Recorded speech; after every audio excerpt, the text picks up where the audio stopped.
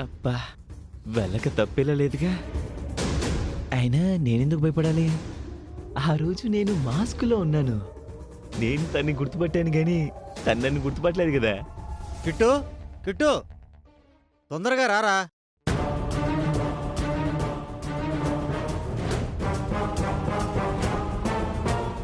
ఇంతకాలం మా అత్త కొడుకుని మీరు సొంత కొడుకులా పెంచినందుకు మేము ఎప్పటికీ రుణపడుంటాం. అదిగో వస్తున్నాడు.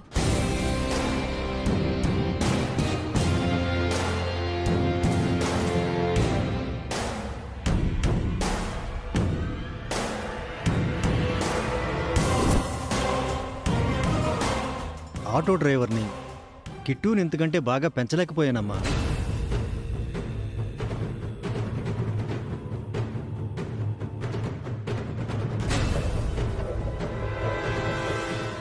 ఎక్కడో చూసినట్టు అనిపిస్తుంది. నో ఛాన్స్ అండి, నేను మిమ్మల్ని ఎప్పుడు చూడలేదు. పరిచయం ఉన్న కళ్ళలా, ఇంతకు ముందు విన్న మాటల్లా అనిపిస్తున్నాయి. బహుశా వేరే వాళ్ళు అయింటారు. ఇంతకీ మీరెవరు? నా గురించి ఎందుకు వచ్చారు? ఆ, ఎవరంటే ఆ, నా గురించి, నా కుటుంబం గురించి నేను చెప్పుకుంటానండి. నేను వేదవతి గారి మేనకోడల్ని, అలాగే వేదవతి గారి చిన్న కొడుకుని పెళ్లి చేసుకున్న చిన్న కోడల్ని. మీరా ఇంటికొస్తే మీకు మరదలనవుతాను. పెంచిన వారి గురించి చాలా గొప్పగా ఆలోచించావని సూరమ్మ గారు మాతో చెప్పిన మాటల్ని బట్టి అర్థమైంది. పెంచిన బంధం తక్కువని నేను అనడం లేదు. జన్మనిచ్చిన బంధం అంతకంటే గొప్పదని అంటున్నాను. నువ్వీ భూమి మీద ఇలా ఉండడానికి కారణం వీళ్ళు. అసలు నువ్వు ఈ భూమి మీదకి రావడానికి కారణం వాళ్ళు. ఇద్దరు నీకు రెండు కళ్ళల్లాంటివారు. ఏ కన్నుని కాదనగలవు? వీళ్ళని పూర్తిగా దూరం చేసుకోమని నేను చెప్పడం లేదు, వాళ్లకు దగ్గరవ్వమని అంటున్నాను.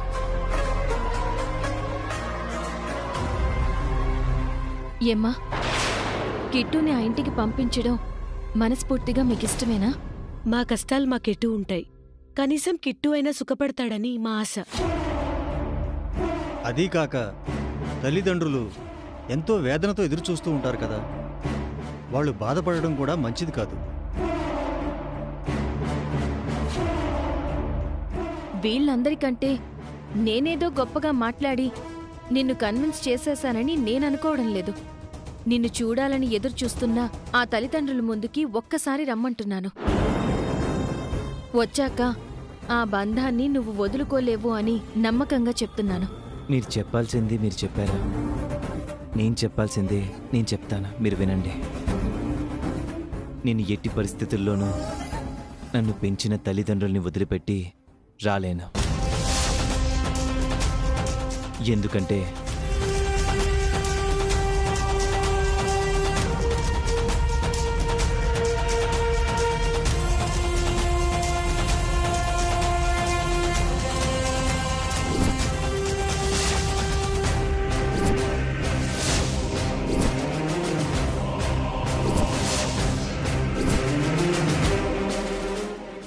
నా వాళ్ళంటే నాకు ఎందుకింత ప్రేమో మీకు క్లియర్గా అర్థమైంది కదా. నేను చెప్పాలనుకున్నది క్లియర్గా చెప్పేశాను. ఇక మీరు బయలుదేరచ్చు. ఇదే నీ ఆఖరి మాట? అవును, బయలుదేరండి.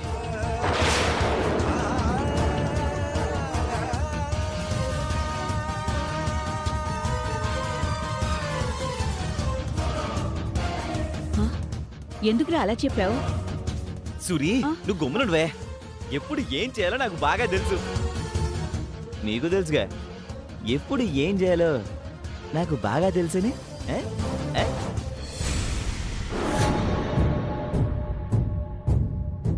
అవని కిట్టుని తీసుకొస్తుందని మీలో ఎంతమందికి నమ్మకం ఉందో చేతులెత్తండి.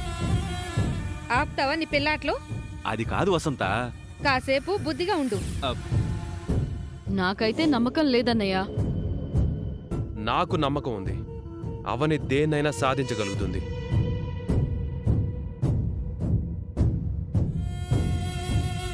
అదిగో అవని వచ్చింది.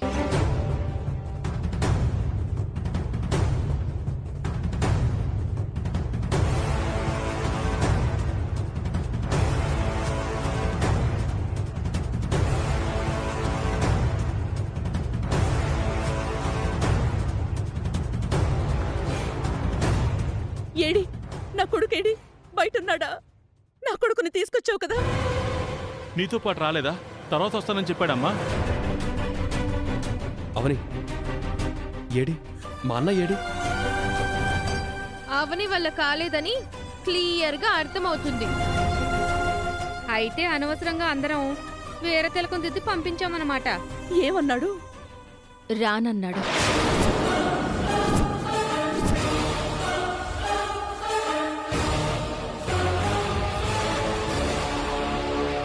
ఫ్యూచర్లో మీ అబ్బాయి మన ఇంటికి వస్తాను అన్నా రానివ్వకపోవడమే మంచిది.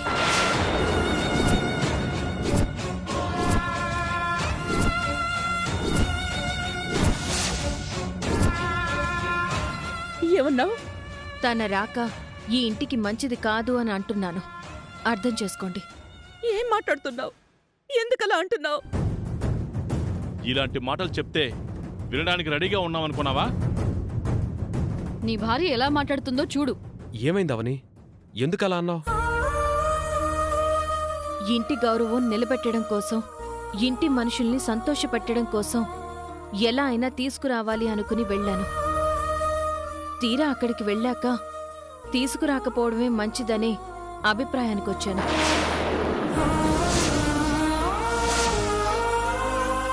మనం పెత్తనం ఇచ్చేసరికి ఎలా మాట్లాడుతుందో చూసారా? కిట్టు మన ఇంటికొస్తే మీరు నాకిచ్చి పెళ్లి చేస్తారు, నేను కోడల్ని అయిపోతాను, అందుకే అంత రివర్స్ గేమ్ ఆడుతుంది. అత్తయ్య, నా గురించి ఎవరేమనుకున్నా పర్వాలేదు. నేను చెప్పాలనుకున్నది మాత్రం చెప్తాను, వినండి.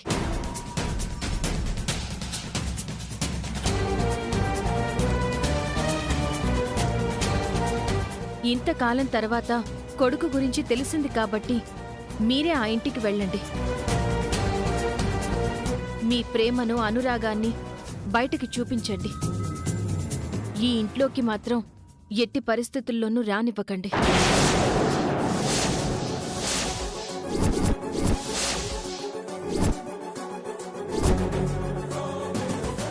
అతనిని ఇంటికి తీసుకురావడం, నిహారికని ఇచ్చి పెళ్లి చేయడం లాంటి పనులు చాలా ప్రమాదం. నా కొడుకు వల్ల ప్రమాదమా? ఏంటా ప్రమాదం? కారణం లేకుండా నేను ఏదీ మాట్లాడను. అదే ఆ కారణమేంటి? ఈ ఇంటికి రావడానికి 50 లక్షలు అడిగాడు.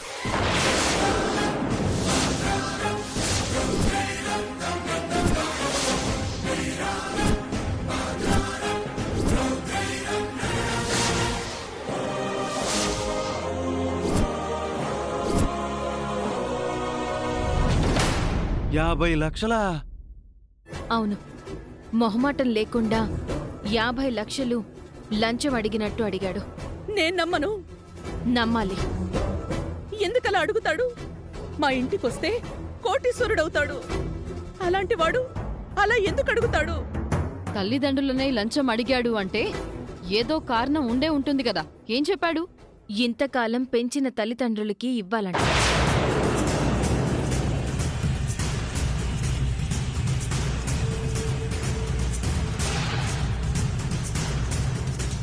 సడన్ గా బయటకొచ్చేస్తే నా తల్లిదండ్రులు ఆధారం కోల్పోతారు. వారు సంతోషంగా ఉండాలి అంటే వారికొక దారి చూపించాలి కదా, అందుకే అడుగుతున్నాను అని చెప్పాడు.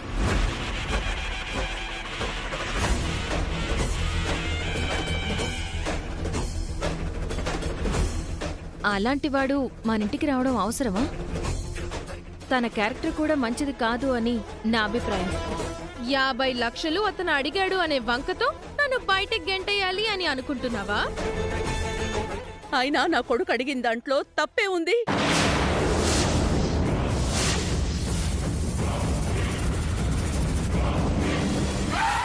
నా కొడుకు ఆలోచించింది చాలా గొప్ప విషయం.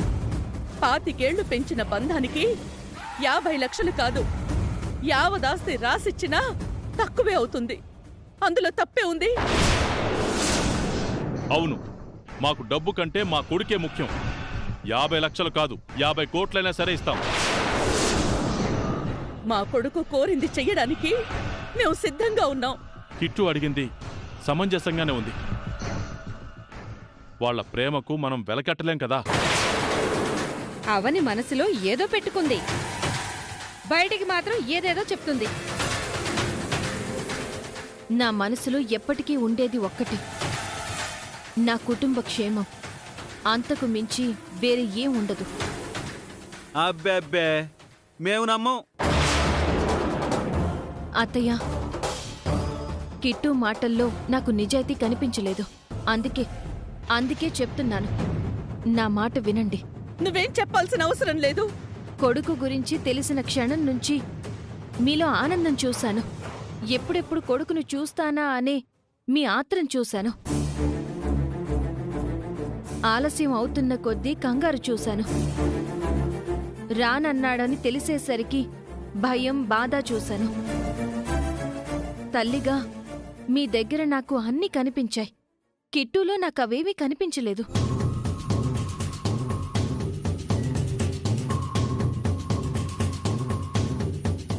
తల్లికున్న దాంట్లో బిడ్డకి సగమైనా ఉండాలి కదా. చూడాలి అని మీరు తహతహలాడుతున్నారే కాని తనలో కొంచెం కూడా అలాంటి ఫీలింగ్ నాకు కనిపించలేదు. అలాంటివాడు మనింటికి రావడం అవసరమా?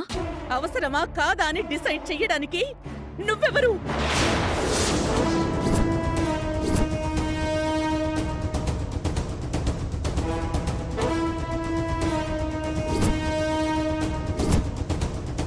నా కొడుకు చాలా చాలా ఉన్నతంగా ఆలోచించాడు. ఏ రకంగానూ తప్పు పట్టడానికి లేదు. నువ్వింక ఎక్కువ మాట్లాడకుండా నా కొడుకుని రమ్మని చెప్పు. అడిగినంత డబ్బు ఇస్తావని చెప్పు. అర్థం చేసుకోండి అత్తయ్యా. నీ పెళ్ళానికి అర్థమయ్యేలా చెప్పు. నేను అవనితో మాట్లాడి అన్న ఇంటికొచ్చేలా చేస్తాను. రావని.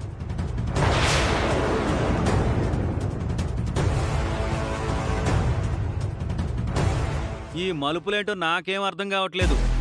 కిట్టు రాకముందే ఎలా ఉంది, వచ్చాక ఇంకెలా ఉంటుందో. వాడు రావాలని కాసేపు, వాడు రాకూడదు అని కాసేపు అనిపిస్తుంది. ఈ కన్ఫ్యూజన్ ఏంటో నాకేం అర్థం కావడం లేదు. అన్నయ్య వాళ్ళ నెంబర్ ఉందా? ఉంది. ఫోన్ చేయి. అది కాదు బావా. ఫోన్ చేయమని చెప్తున్నాను కదా, ఫోన్ చేయి. నా మాట విను. తొందరపడి నిర్ణయం తీసుకోవద్దు బావా. 50 లక్షలు అడిగినంత మాత్రాన మా అన్నయ్య క్యారెక్టర్ మంచిది కాదని నువ్వెలా డిసైడ్ అవుతావని? మనమేం బయట వాళ్ళకి ఇవ్వటం లేదు, అన్నయ్యని పెంచిన వాళ్ళకే ఇస్తున్నాం. ఇవ్వగలిగే శక్తి మనకుంది. బావా, నా గురించి తెలిసి కూడా నువ్విలా మాట్లాడుతుంటే నేనేం చెప్పను? ఈ ఇంటి మంచి కోరే మనుషుల్లో అత్తయ్య, మావయ్య, నీ తర్వాత నేనే ఉంటాను. మీ అన్నయ్య మన దగ్గరికొస్తే సమస్యలు తీరవు, పెరుగుతాయని నా మనసు హెచ్చరిస్తుంది. అందుకే వద్దు అంటున్నాను. అంతేకాని 50 లక్షలు ఇచ్చుకుంటే నాకేంటి, యావదాస్తి ఇచ్చుకుంటే నాకేంటి? నా ఉద్దేశం వేరు, అందరూ అర్థం చేసుకుంటున్నది వేరు. నీ ఉద్దేశాలు అపార్థాలకు తావునిస్తున్నాయి. అవి మరింత దూరం చేరకముందే నువ్వు అన్నయ్యని ఇంటికి రప్పించడం మంచిది. ఇప్పుడు నువ్వు చెప్పింది కరెక్టో కాదో ఇప్పటికిప్పుడు నేను కూడా ఒక అభిప్రాయానికి రాలేను.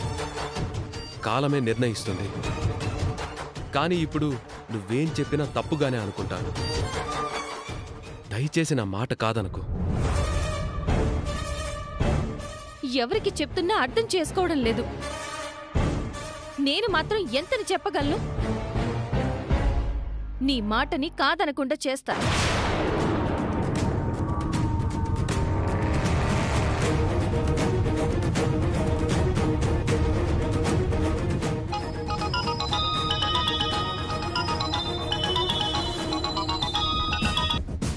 హలో, నేనండి, అవనిని. అమ్మా అవని, కిట్టు అడిగింది నాకంత సమంజసంగా అనిపించలేదమ్మా. ఒక్కసారి కిట్టుకి ఫోన్ ఇవ్వండి. సరే. కిట్టు అవనమ్మ ఫోన్ చేసిందిరా.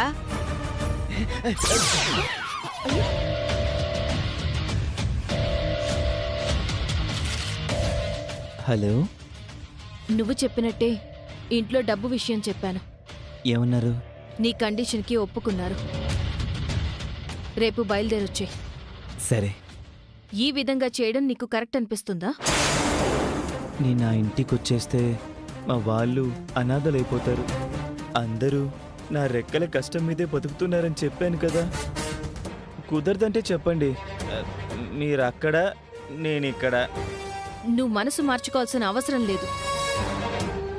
రేపు బయలుదేరిరా. Okay, bye. నా మాటని గౌరవించి చేసినందుకు థ్యాంక్స్. నాకు ఈ ఇంటి గౌరవం ముఖ్యం. ఈ ఇంటి పరువు ముఖ్యం. ఇంట్లో వాళ్ళ క్షేమం, సంతోషం ముఖ్యం. మీ అమ్మ కోసం, నీ కోసం నేను ఎప్పుడైనా ఏమైనా చేయడానికి సిద్ధంగా ఉంటాను. గెలుపోటములు పక్కన పెట్టి పోరాడుతూనే ఉంటాను. అమ్మ వాళ్లకు అన్నయ్య వస్తున్న విషయం చెప్పొస్తానండు.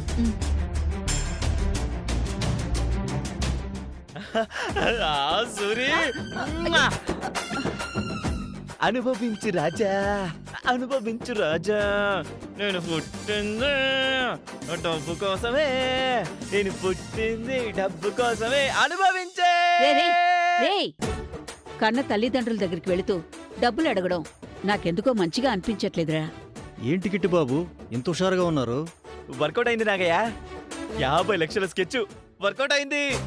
పెంచిన ప్రేమ గురించి నువ్వు గొప్పగా ఆలోచిస్తున్నావు. నువ్వు చాలా మంచివాడివిరా. పెంచిన ప్రేమ లేదు, కన్న ప్రేమ లేదు. మిమ్మల్ని వదిలి వెళ్తున్నందుకు బాధ గాని, వాళ్ళ దగ్గరికి వెళ్తున్నందుకు సంతోషం గాని ఏమీ లేవు.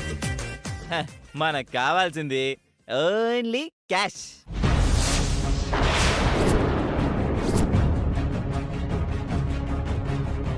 అవని వచ్చినప్పుడు నువ్వు మా గురించి తెగ బాధపడిపోతే అదంతా నిజమనుకున్నాను.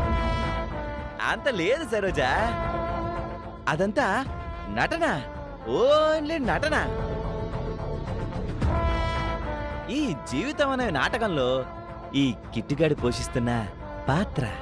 రేయ్, మరీ ఇంత దారుణంగా ఉండకూడదురా. సురే, ఇప్పుడు నువ్వు నాకు సెంటిమెంట్ డైలాగులు చెప్పకు. నేను మీకు సెటిల్మెంట్ చేయాలని ఆలోచిస్తున్నా. అది చేసేస్తా. అంటే మాకు 50 లక్షలు ఇచ్చేస్తావా? అంతా ఇవ్వను. మీరు మాటి మాటికి నా దగ్గరికి రాకుండా ముందు ఆ 50 లక్షల్ని బ్యాంకులో ఫిక్స్డ్ డిపాజిట్ చేస్తాను. నెల నెల వచ్చే వడ్డీతో మీరు హాయిగా ఆనందంగా బతికేయండి. డిపాజిట్ మాలు ఎవరి పేరు మీద చేస్తావు? నా పేరు మీద కాదు, నా పేరు మీద చేసుకుంటా. నువ్వు మామూలుడు కాదురా. నాగయ్య, మొత్తం మీకే ఇచ్చేస్తే మీరు తొందరగా నాకేస్తారు. అందుకే ముందు చెప్తూ ఆలోచిస్తున్నాను. ఎలా ఉంది మన ప్లాన్? నోరు మంచిదైతే ఊరు మంచిదవుతుందంటారు. నువ్వు మంచిగా ఉంటే నీ కుటుంబం నీతో మంచిగా ఉంటుంది. నువ్విక్కడ్లాగే పిచ్చి వేషాలు వేసావంటే మాత్రం ఏదో ఒక రోజున దెబ్బతింటావు. నీ ఇష్టం మరి. అదీగాక నీకేమో చేతివాటం ఎక్కువ. దొరలా ఉండు, దొంగతనాలు చేయకు. నువ్వు చెప్పింది నిజమే గాని మన చేతికి స్పీడ్ ఎక్కువ. కంట్రోల్ చేసుకోవడం కష్టమే సూరి. నేను చెప్పాల్సింది చెప్పాను, తర్వాత నీ ఇష్టం. ఏ ఎండకు ఆ గొడుగని ఎక్కడ ఎలా ఉండాలో ఈ కిట్టుగేడికి బాగా తెలుసు. You don't worry sure. రేపు మీరు నాతో పాటు సైలెంట్గా బయలుదేరండి. అక్కడ పని ముగించుకొని మళ్ళీ సైలెంట్గా వచ్చేసేయండి. ఇదిగో నాగయ్య, ఎట్రా. నువ్వు మాత్రం ఎంట్రైన్ దగ్గర నుంచి అప్పుడప్పుడు డబ్బుల గురించి వాళ్ళకి సైలెంట్గా గుర్తు చేస్తూనే ఉండు, సరేనా? సరే సరే. సొమ్మొకటిది సోకొకటిది అన్నట్టు అట్టుంది నా వ్యవహారం. ఈ కిట్టు బస్తీ నుంచి బంజారా హిల్స్ లోని బంగ్లాలో అడుగుపెట్టి వేదవతి ఇంటిని ఏలబోతున్నాడు.